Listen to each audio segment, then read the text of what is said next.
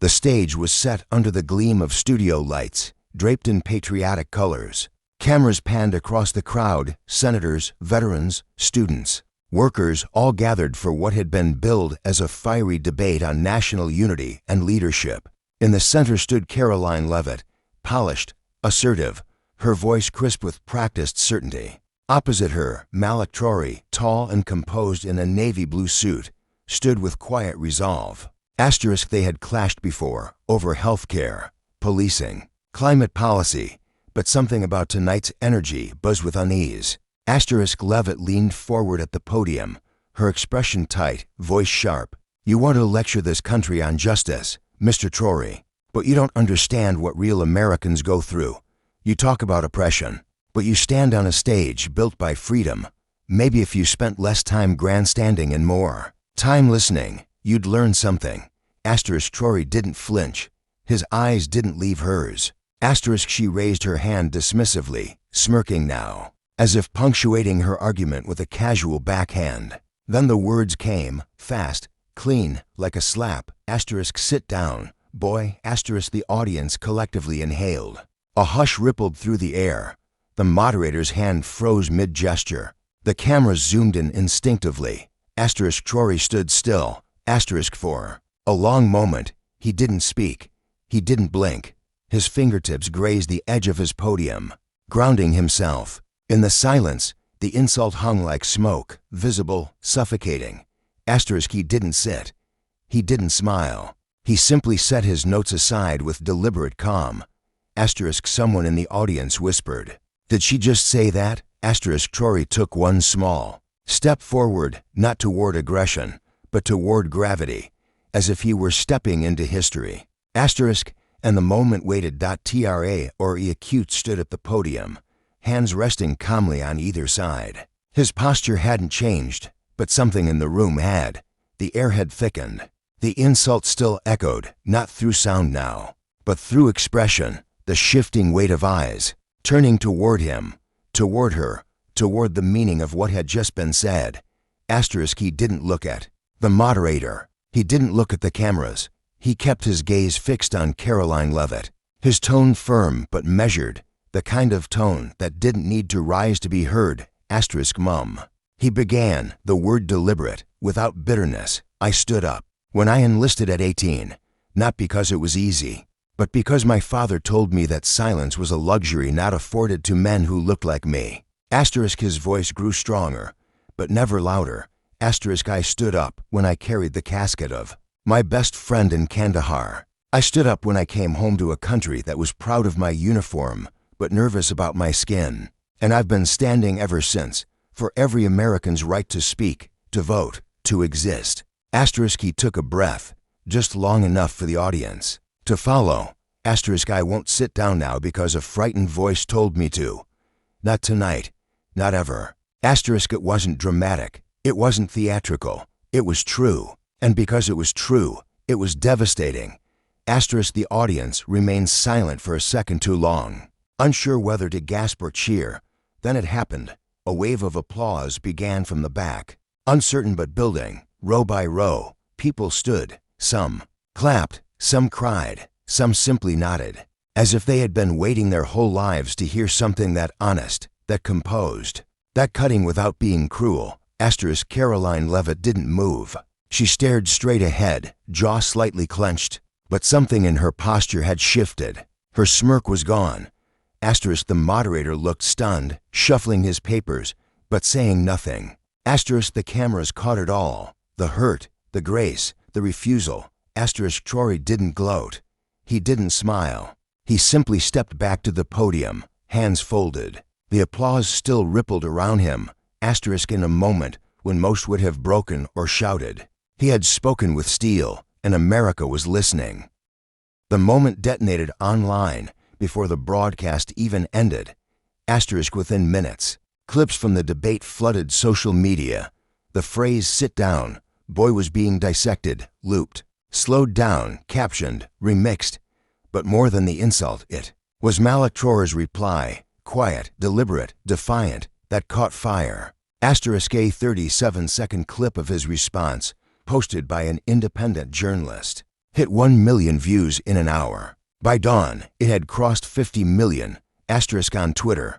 Veterans began posting side-by-side photos, one of themselves in uniform, one of Traoré on the debate stage. Some added simple captions, "We stand with him." Others quoted his line, "I stood up when I enlisted." * on TikTok. High schoolers stitched his words into montages of protest marches, classroom debates, and personal stories about being told to know their place. One user, a teenage girl from Atlanta, sobbed softly on camera after playing the clip. "This is the kind of man we're supposed to become," she whispered, "not the kind they say we can't." * Newsrooms scrambled to catch up. Cable anchors stumbled through careful language, trying to frame the moment without igniting more fire. But the public was already miles ahead. Talk shows picked it up that night. On The Daily Show, the host paused after playing the clip and said, "That wasn't just a mic drop, that was a national reset button." Every political strategist in Washington took notice. Polls showed spikes in name recognition for Traoré across party lines. Independents called him composed and presidential. Even some conservative veterans publicly distanced themselves from Leavitt's remark, saying it crossed a line that should never have been blurred.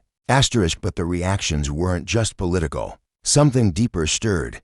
At a college campus in Michigan, students gathered in silence to replay the clip on a projector outside the student union.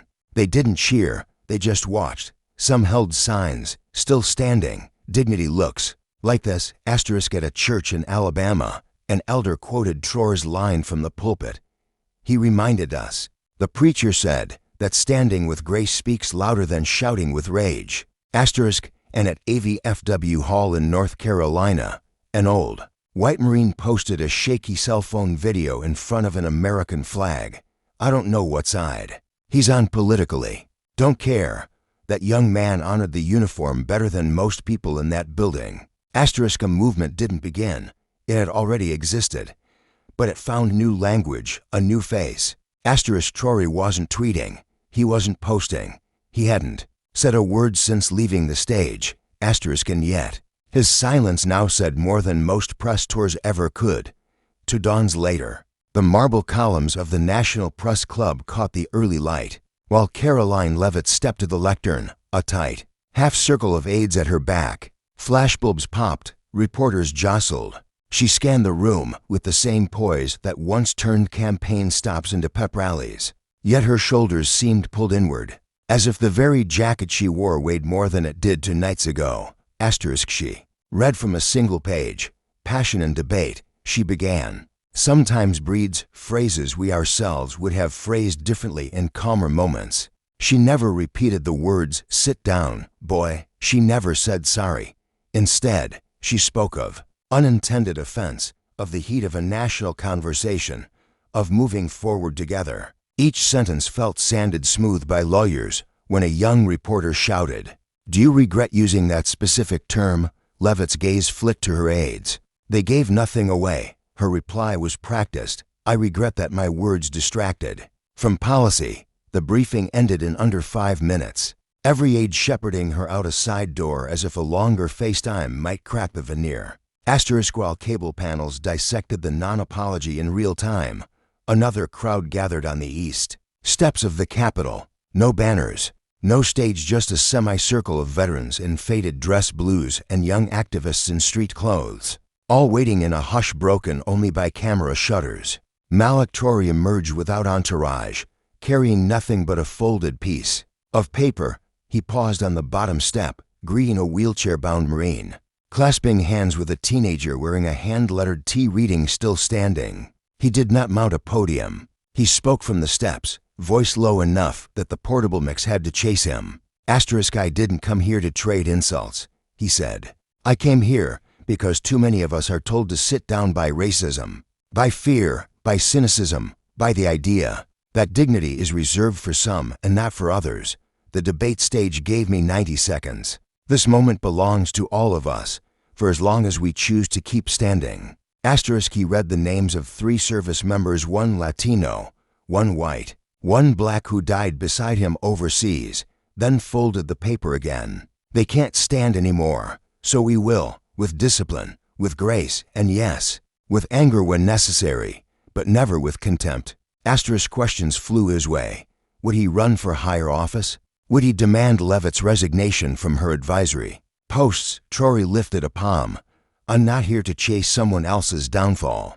I'm here to raise the floor we all stand on. He invited Leavitt to meet veterans with him at Walter Reed next week, off camera, off record, on common ground. Whether she would accept hung unanswered in the warm spring air. By evening, corporate donors quietly postponed Leavitt's scheduled fundraising gala. A bipartisan trio of House members cited Traoré's remarks while announcing a bill protecting voting access for active duty troops. The Library of Congress requested a raw copy of the debate feed for historical preservation, and in a small town in Missouri, an 8th grade civics teacher revised tomorrow's lesson plan, adding a final slide that simply read, "Courage is volume turned down, conviction turned up." Traoré's phone remained off that night. He walked the reflecting pool alone, his mirrored silhouette broken only by ripples of wind.